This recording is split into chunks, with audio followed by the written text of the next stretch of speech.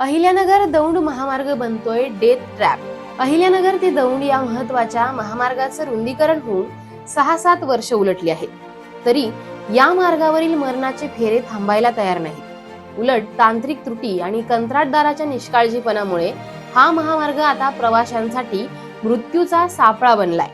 धक्कादायक बाब अशी की महामार्गावरील अपघात प्रवण क्षेत्र म्हणजेच ब्लॅक स्पॉट शोधून त्यांची माहिती फलकांद्वारे प्रसिद्ध करणं कंत्राटदार कंपनीवर बंधनकारक असताना संपूर्ण मार्गावर असा एकही अधिकृत फलक गेल्या 6 वर्षात लावण्यात आलेला नाही।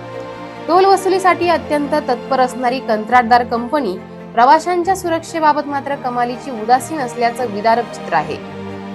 नगर दौंड महामार्गावर नगर तालुका पोलीस ठाण्याच्या हद्दीतील अरणगाव, खडकी, खंडाळा, हिवरेझरे तसेच श्रीगोंदा आणि बेलवंडी पोलीस ठाण्याच्या हद्दीतील चिखली, चिखली घाट, विसापूर फाटा, कोळगाव, घारगाव, निमगाव खलूसह परिसरात मोठ्या प्रमाणात अपघात घडत असतात।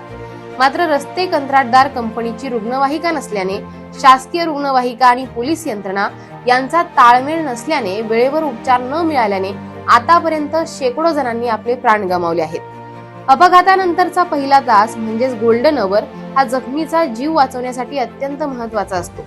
मात्र या महामार्गावर पोलिसांच्या प्रतिसादाचा वेग अत्यंत कमी आहे। रस्त्यावरील रिफ्लेक्टर्स, झेब्रा क्रॉसिंग आणि दिशादर्शक फलक अनेक ठिकाणी गायब आहेत। यामुळे नवीन चालकांना वळणांचा अंदाज येत नाही आणि भीषण अपघात घडतात।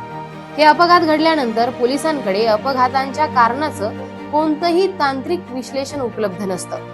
पोलीस विभाग, सार्वजनिक बांधकाम विभाग आणि कंत्राटदार कंपनी यांच्यात समन्वयाचा पत्ता नसल्याने ब्लॅक स्पॉटवर कोणतीही कायमस्वरूपी उपाययोजना केली जात नाही। महामार्ग पोलिसांकडून महामार्गावर गस्त घालून अपघात रोखण्याऐवजी केवळ कारवाई आणि दंड वसुलीलाच प्राधान्य दिले जात असल्याची चर्चा प्रवाशांमध्ये आहे।